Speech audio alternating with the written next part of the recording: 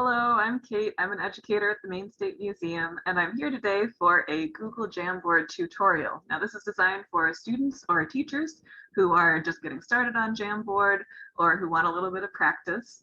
We've been using this tool a lot in our virtual education programs, and we want to let folks know what the basics are.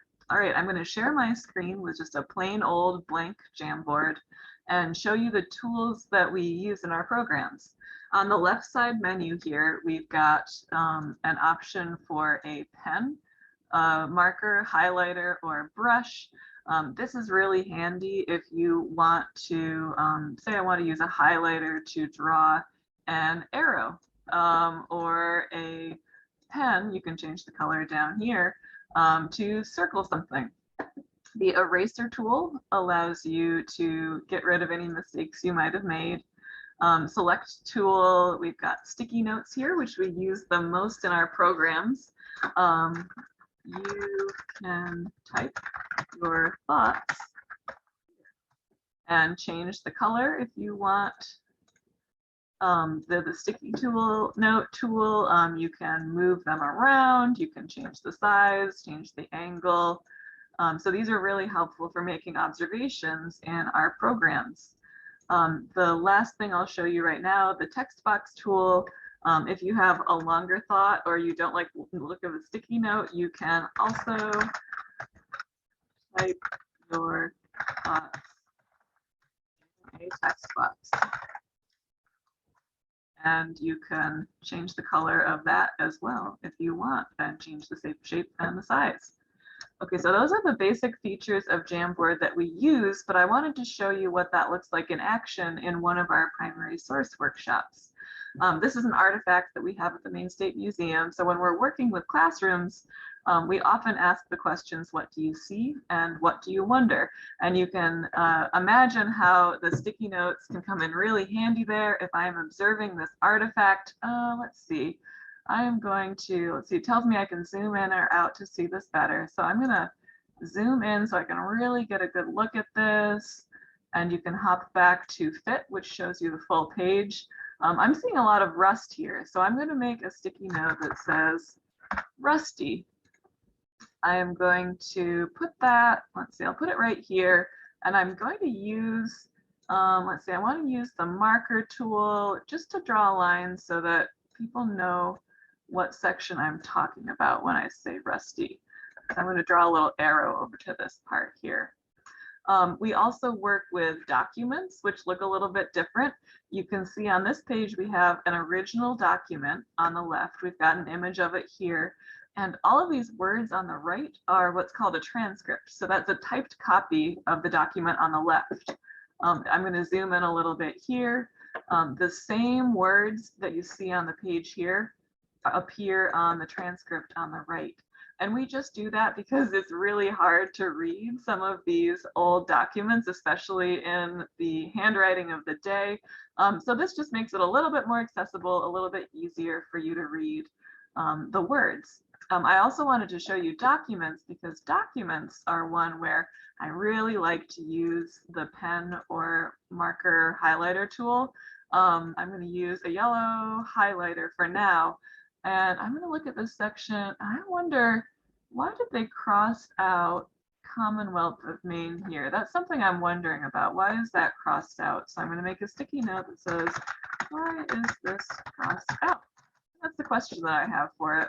And I can put this here and note that I'm talking about that section I highlighted earlier. Okay, so I've got another tab here that shows what an actual class did when they were working with us. This was an ELA class that put up a bunch of great observations. They actually color coded, which is a good option.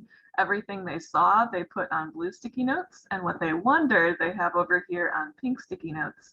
And you can also see, I'll use my highlighter here, you can also see how they've been marking using the marker to note different sections that they wondered about or wanted to draw attention to. I also show Classwork on this page for an important reason, which is that if your class has one-to-one devices, if you're going to have students who are working directly with a Jamboard, We have just noticed that it's really important to set expectations before we go in, that everybody is respectful, that you make your comments on topic, use respectful language, and we hope that nobody tries to edit or move or delete anybody else's comments. Jamboard does allow you to do that. There aren't many security controls on it, so you can move someone else's thoughts around. One thing to be careful of, you can even accidentally hit clear frame, and that will erase everything on this page. So if I do that, it's really scary. You can Control-Z to undo it, but we pay close attention to that. If we need to, with a particular class, we can have everybody just shut their computers, and the teacher can go through and make student comments, make Post-it notes for student comments, and kind of be the go-between. It's a lot more fun if students can do it themselves, but we do have that backup plan if there are any issues. All right, and then if we're working with classes that have multiple classes, multiple teachers projecting our presentation into different rooms, then we have a feature here up at the top. You see I'm scrolling through here where it says expand frame bar. We've created multiple pages so that we can work with multiple classes simultaneously. This is a really helpful feature.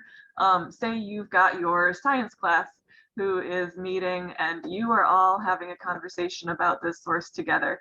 That class can have their own page. They can make all the comments they need to on here. Well, simultaneously, a different class is working on their own source, on their own page in this Jamboard. It's a great way to be able to work with all of those students at the same time, and then we all come back together and discuss it as a full group.